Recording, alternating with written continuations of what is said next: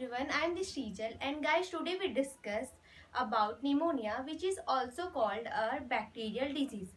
So guys आज हम pneumonia के बारे में बात करेंगे। आज मैं आपको बताऊंगी कि निमोनिया कैसे होता है, किसकी वजह से होता है और उसकी प्रिवेंशन क्या है। So let's start. तो गाइस फर्स्ट ऑफ ऑल जो कॉजेटिव एजेंट या फिर कॉजेटिव जो उसका ऑर्गेनिज्म होता है वो मेनली 3 बैक्टीरिया होते हैं। First is Streptococcus pneumoniae, second is Pneumococcus pneumoniae and third one is Haemophilus influenzae. So guys mainly इन तीनों की वजह से निमोनिया हो सकता है। तो पहले मैं आपको रीड करके बता देती हूँ। Causative organism is Streptococcus pneumoniae, Pneumococcus pneumoniae and Haemophilus influenzae. फिर गाइज हम पढ़ेंगे कि इसका मोड ऑफ ट्रांसमिशन क्या होता है, मतलब कि ये किसके थ्रू फैलता है। तो मेनली एयर ड्रॉपलेट की वजह से फैलता है, मतलब कि एयर की वजह से फैलता है। जैसे कि मोड ऑफ ट्रांसमिशन है इसका एयर ड्रॉपलेट्स या फिर एयर। जैसे कि अगर कोई इन्फेक्टेड पर्सन है जिसको कि निमोनिया हुआ है तो अगर वो छींकता है और उसके जो ड्रॉपलेट्स हैं वो एयर में फैल जाते हैं। अगर वहीं पे कोई दूसरा पर्सन खड़ा है, अगर उसने सेफ्टी नहीं किया तो उसके कांटेक्ट में वो ड्रॉपलेट्स आ जाते हैं और उसको भी निमोनिया हो सकता है।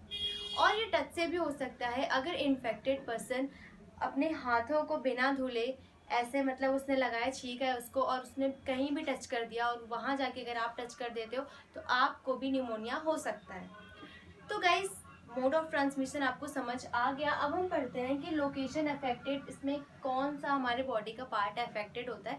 तो मेनली लंग्स में जो एल्विलाई प्रेजेंट होती है वो अफेक्ट हो जाती है, उसमें फ्लूइड फील्ड हो जाता है जिसकी वजह से हमें ब्रीदिंग करने में प्रॉब्लम होती है। तो location affected alveoli of lung field with fluid, मतलब कि जो हमारी एल्विलाई है वो फ्लूइड से भर जाती है। जो कि एल्विलाई का जो फंक्शन होता है वो होता है एक्सचेंज ऑफ गैसेस, तो वो प्रॉपर्ली नहीं कर पाती है, इसलिए हमें ब्रीदिंग करने में प्रॉब्लम होती है। सिम्टम क्या क्या हो सकते हैं? डिफिकल्टी इन ब्रीदिंग, कफ हो सकता है, टायर्डनेस हो सकती है, नोजिया हो सकता है, हेडेक हो सकती है। इतनी सारे मतलब आपको हेडेक भी होगा, नोजिया भी होगा, थकान महसूस होगी, ये सब हमें न्यूमोनिया में देखने को मिलता है। फिर हम सीवियर केस की बात करें, blackish bluish discolouration of lips and nails.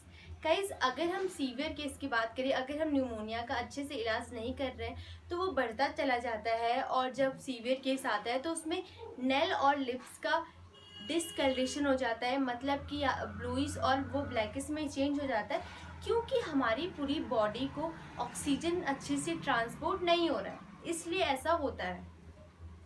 Because proper oxygen not transported to body parts, जब पूरे बॉडी में अच्छे से ऑक्सीजन नहीं पहुंचेगा तो फिर ब्लैकिश और ब्लूइश हो जाती है नेल और लिप्स। देन प्रिवेंशन क्या कर सकते हैं? हम वैक्सीनेशन करवा सकते हैं।